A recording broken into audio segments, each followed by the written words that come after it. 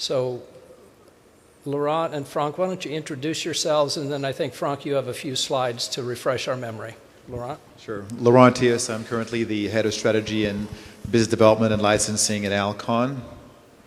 Franck Leveillé, Head of Surgical R&D at Alcon. So you want to start with All maybe right. kind of updating and Yeah. defining who Google X is and... Yeah, let me give you an update. I want to give you some background how this partnership with Google started historically, and also give you a little bit of information as to what products we are trying to develop together with Google. So, and what we are talking about today is really, how can we work at the intersection between VI and technology? And actually, Google had started to work with the smart lens platform before we entered into the partnership. And the reason why they were working on the smart lens platform was due to their strategy, which can be summarized into 3 key points. The first one, they wanted to address huge problems, such as, for example, diabetes. The worldwide prevalence of diabetes is 8.3%. 1 out of 12 living person in the world is diabetic. Half of the people have not as yet been diagnosed. So it's really a huge problem for humanity. Secondly, Google X always was looking after, finding a radical solution to the disease. And that's how the smart lens platform had a lot of sense for them, because Google was able to leverage a lot of breakthrough technologies, miniaturized integrated circuits, miniaturized antennas, miniaturized biosensors that could be assembled together to deliver this radical solution. Novartis, on the other hand, is also very much committed to innovation. We want to address large unmet medical needs, and we want to participate in the revolution that is currently occurring in healthcare. So we made a deal in July 2014 with Google, and we announced our collaboration on this smart lens platform. And of course, we committed to carry on developing the smart lens platform for the glucose, for the diabetes disease area. However, we knew also that there were other diseases we were interested in that could be addressed using the smart lens platform. For example, Alcon, the eye care division, is very much centered on addressing unmet needs for patients in eye care. And, cataract is still, a huge unmet medical need, as well as presbyopia. We are developing currently some solutions for both diseases, but what we would really like to do ultimately is to deliver full range of vision at all distances at the highest possible quality. And we felt, the smart lens platform could help achieve this very ambitious goal. So that's why, since we partnered with Google, we have focused our efforts so far on one hand, developing ophthalmic biosensing, so helping diabetic patients manage their disease by providing a continuous monitoring and minimally invasive measurement of their body's glucose levels, such that they can monitor their disease on their own. Secondly, in terms of vision, we are working on how can we improve functional vision for the patients, especially for presbyopic patients.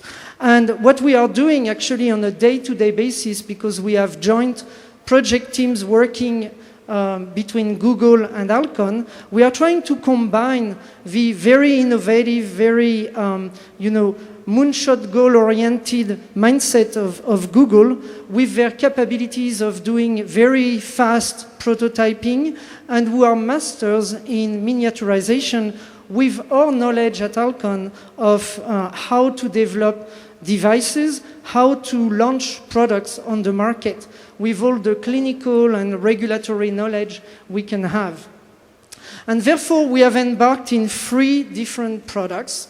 They appear at the bottom of the slides here. So on the left side, of course, the glucose sensing lens, which is made of various subcomponents. You have a biosensor, which will sense the levels of glucose in tears. Then the sensor sends an electrical signal to the integrated circuit which is embedded in the lens. The integrated circuit can store the data and also can, via the antenna, the 3 rings that you see here, send wirelessly the data to a smartphone or to a cloud. And of course, the lens needs to be powered, so there is a miniaturized battery that can work 24 hours until, the lens is thrown away and a new lens is worn by the patient the next day. So this lens is supposed to be a daily disposable lens. And we are in the early stages of developments. We have already done some exploratory clinical studies, but we still have to do more clinical studies, in particular to establish a very robust relationship between tear glucose levels and blood glucose levels. As I mentioned before, providing full range of vision at all distances is a very good goal for us, and we are trying to develop it with 2 different products, a contact lens, an accommodating contact lens, or an accommodating intraocular lens. So for the accommodating contact lens, the lens will comprise 3 key components. The first one will be a sensor that can sense the distance at which the patient is looking. The sensor will then send a signal to the integrated circuit, which is embedded in the lens, which will in turn send the signal to the optical component of the lens in order to accommodate at the distance the patient is gazing.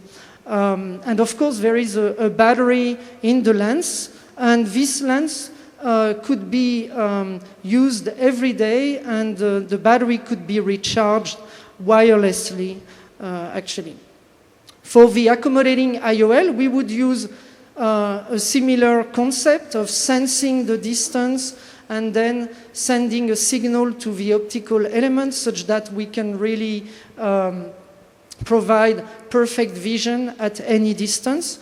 Between the contact lens and the intraocular lens, of course, there are different challenges. In the intraocular lens, you have a lot of space, you have more volume available, but you have the challenge of ensuring reliability of the device over a long period of time, up to 20 years, let's say.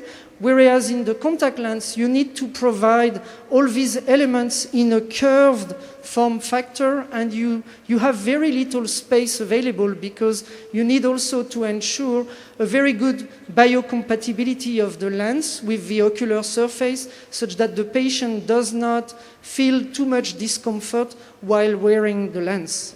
So Frank, perhaps just to strategically what we wanted to do is to understand how to better solve presbyopia. So obviously you know that Alcon has invested one of their area in all the light splitting. So whether it's multifocality, whether it's extended depth of focus, or some of these small aperture lenses that we've seen out there. That's a very strong area of really trying to provide solutions for the presbyopic patient.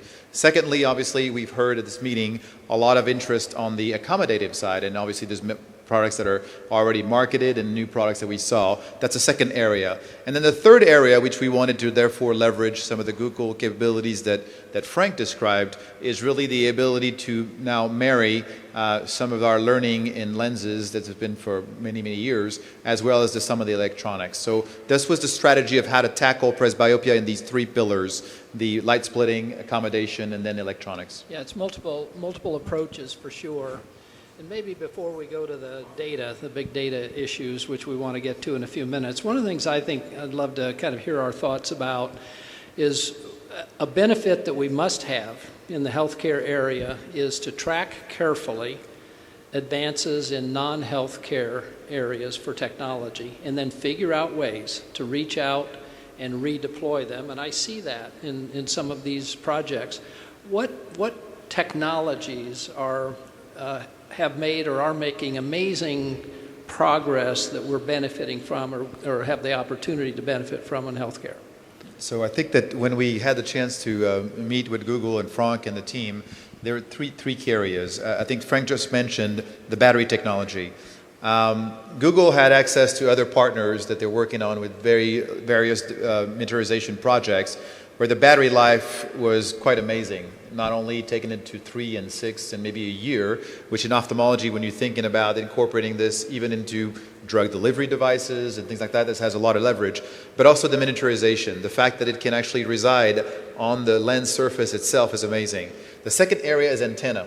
And if we are to, which we are, and this is a topic about data, to be able to monitor the outcomes or the efficacy of any kind of device, then you need this ability to transfer the data. And again, the miniaturization is quite amazing. It's literally a speck of glitter, right? That's the size of the antenna that we've been able to see from Google. And then finally, it's the camera lens. And quite honestly, working with companies that do camera lens for smartphones.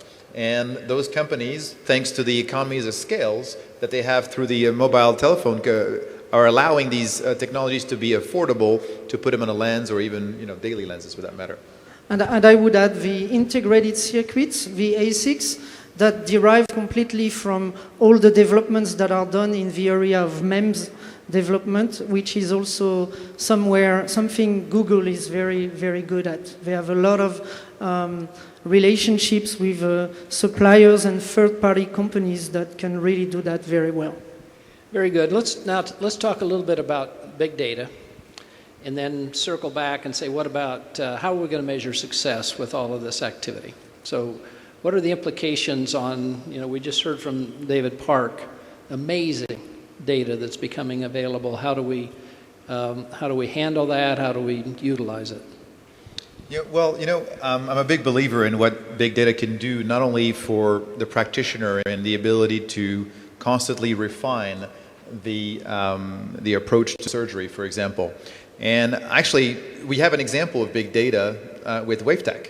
If you think about it, the company that we decided to acquire was really measuring things during the surgery and then comparing this to the pre-op data at the post-op side, and then take into consideration that data after having the ability to analyze it, and then loop it back to the individual surgeon in order for them to optimize their algorithm. So if you think about it, we already have the beginning of the ability to market outcomes, and that's true towards the doctors or even the payers.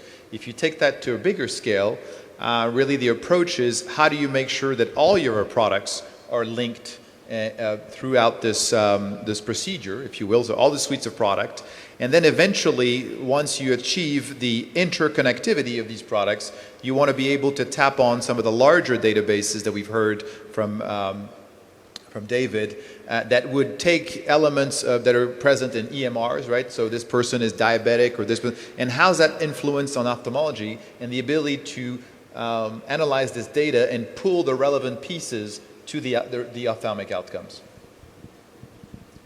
Yeah, I think really optimizing, for example, the surgical procedure and providing ways for the surgeon to optimize the treatment for each specific patient is really a big promise that we are trying to fulfill. How does it get paid for? We think about there's a whole range of potential value here, potential contribution being made. I'm a little confused about, okay, it costs a lot to innovate in this space. How do we get rewarded? So like anything, we've seen a lot of technologies that you've had a chance also. We're always going to rely on some of the early adopters, obviously, right? And we're really lucky that in ophthalmology we have a lot of early adopters out there. But how does it get paid? Well, if you're able to demonstrate the outcomes to the surgeon himself, I think that the payment happens with the ability to deliver a refractive outcome to a patient.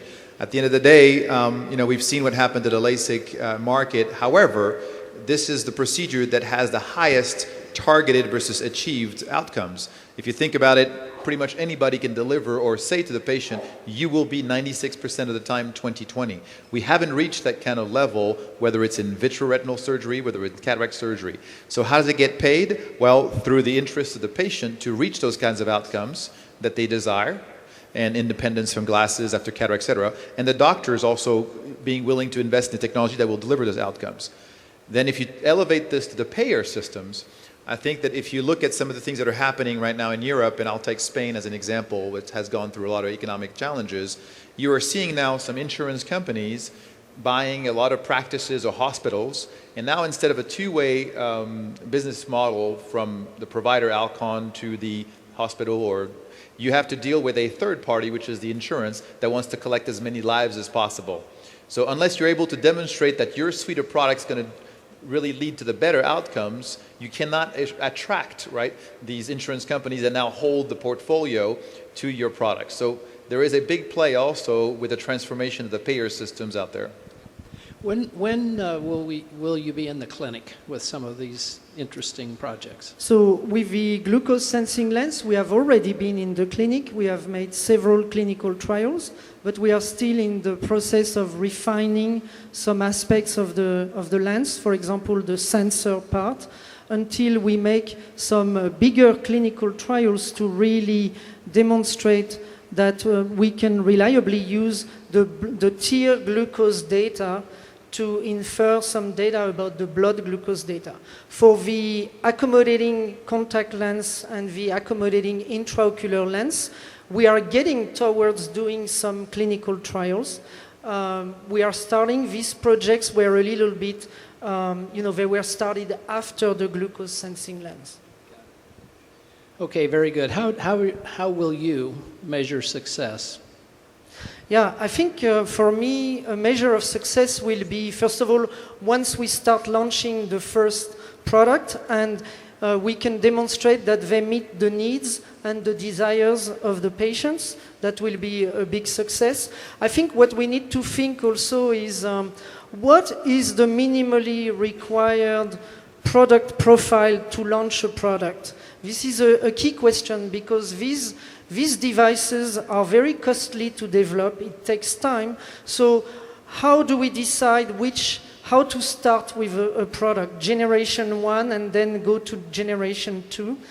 I think another success metric will be how many new products will we start on later on based on the success of those we are developing right now. The smart lens platform is really a platform. We think we can measure many more things from the tear fluids in the eye, and therefore we think there will be many more opportunities later on. And lastly, I would add that from an organizational standpoint, success will be also when we have been able at Alcon to learn from our Google colleagues new ways of developing products and accelerating innovation, as well as for the Google colleagues to gain more medical device development knowledge and experience. You know, success is already happening, actually, because obviously products like the WaveTech product is currently marketed. People are paying for that service, for those outcomes. And we're actually very fortunate in ophthalmology because it's very tangible. If you think about nomograms and refractive, we are driving outcomes thanks to all the diagnostics being incorporated into the surgery. The same thing now is happening with cataract, like I was mentioning with WaveTech. What's important to understand is that a lot of the big pharma companies out there are still looking for the relevant data.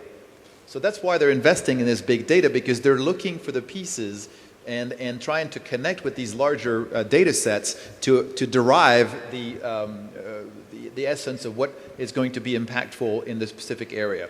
In ophthalmology, we're one step ahead, actually, with products like WaveTech and with products like some of the things we've done for years with the nomograms and refractive, is that we have actually a tangible platform to be able to deliver that success right away today. Well, we love being at least one step ahead in ophthalmology, so thanks for your leadership and investment, and I love it when we redeploy technology that's been highly refined and advanced in other fields into these tough medical challenges. So thanks for the leadership, and thanks for the panel.